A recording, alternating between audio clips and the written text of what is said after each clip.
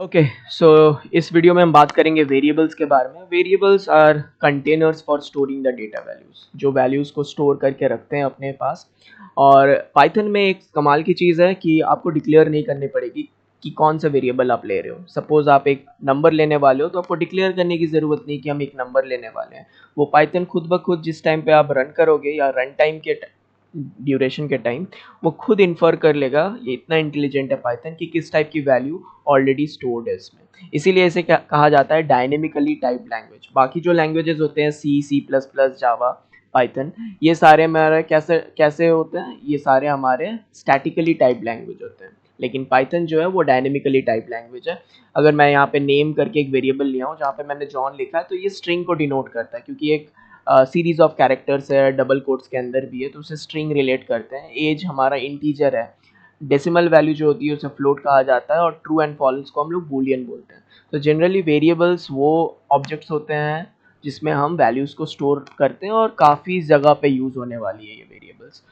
सो अब आगे चलते हैं हम लोग नेक्स्ट ये के लिए डेटा टाइप्स। सो डेटा टाइप्स कितने टाइप के डेटा होते हैं हमारे इसमें। कॉम्प्लेक्स नंबर्स भी होते हैं, लेकिन फिलहाल मैंने इसमें ऐड नहीं किया, लेकिन वो कॉम्प्लेक्स नंबर भी होता है जो मैथ्स पे आपका होता है।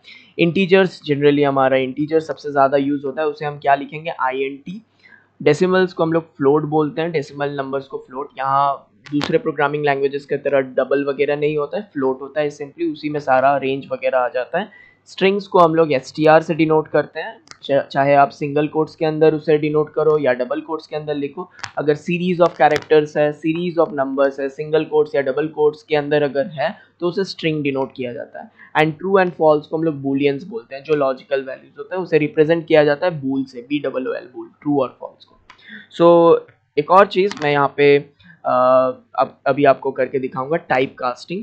सो टाइप कास्टिंग क्या होता है कि जब आपको एक फॉर्म से दूसरे फॉर्म में कन्वर्ट करना हो, चाहे आप इंटीजर से फ्लोट जा रहे हो या फ्लोट से इंटीजर आ रहे हो या बुलियन से स्ट्रिंग जा रहे हो, जो भी जा रहे हो, कन्वर्ट हो रहे हो एक जगह से दूसरा, उसमें टाइप कास्टिंग कहते हैं।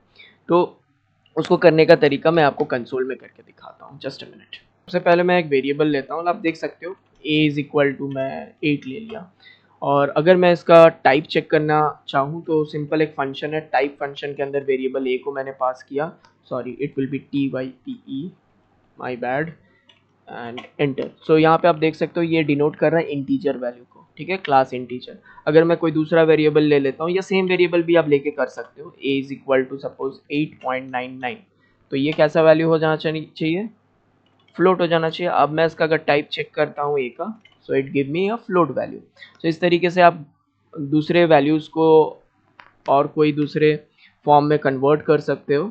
सपोज मैंने एक फॉर्म ले लिया, let suppose t is equal to 67.6666। Okay, अब मैं इसको इंटीजर में कन्वर्ट करूँगा, तो इंटीजर में जब हम कन्वर्ट करेंगे आप देख सकते हो सिर्फ 67 रह जाएगी, ये डेसिमल वैल्यू चली जाएगी।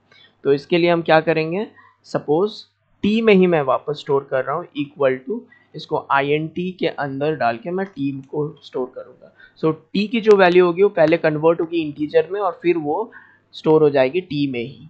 उसके बाद मैं अगर t को प्रिंट करने का कोशिश करूँ, यहाँ पे आप देख सकते हो, तो आप देखो 67 मेरा आउटपुट आ गया। तो जो डेसिमल वैल्यू था वो कन्वर्ट हो गया, और इसी को कहते हैं type casting. This is what we call as type casting, converting from one place to another. दूसरा करके दिखाता हूँ आपको, let suppose y is equal to 89 है, और इसको मैं फ्लोट में कन्वर्ट करना चाहता हूँ, y is equal to float, और यहाँ पे मैं y को रख दूंगा और फिर प्रिंट कर लेते हैं y को। सो इट शोज मी 89.0 अब, क्योंकि पहले 89 था but we are representing it in a float, so 0.0 आ जाती है। एक और चीज़ आपको दिखाता हूँ, सपोज b में मैंने रख दिया फॉल्स। सो फॉल्स का क्या वैल्यू बन सकता है इंटीजर में अगर मैं कन्वर्ट करूँ, तो जानना चाहोगे।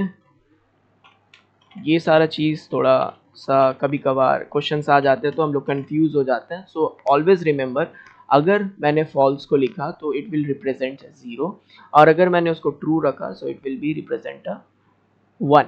और एक चीज़ मैं बता रहा हूँ कि अगर कोई पॉजिटिव नंबर हो so it will always be represented as a true, and if it is a 0 then it will always be a false. So आप उसको कन्वर्ट कर सकते हो। वैसे ही स्ट्रिंग में भी होता है। सपोज स्ट्रिंग में मैंने कुछ भी नहीं डाला, अगर मैंने चीज़ों को एम्प्टी रखा, then it will be a false. अब देखो मैं उसको कन्वर्ट करता हूँ, लाइक बूलियन में ही कन्वर्ट कर रहा हूँ, ठीक है, एस को, और मैं उसको प्रिंट करता हूँ, प्रिंट कर रहा हूँ एस को।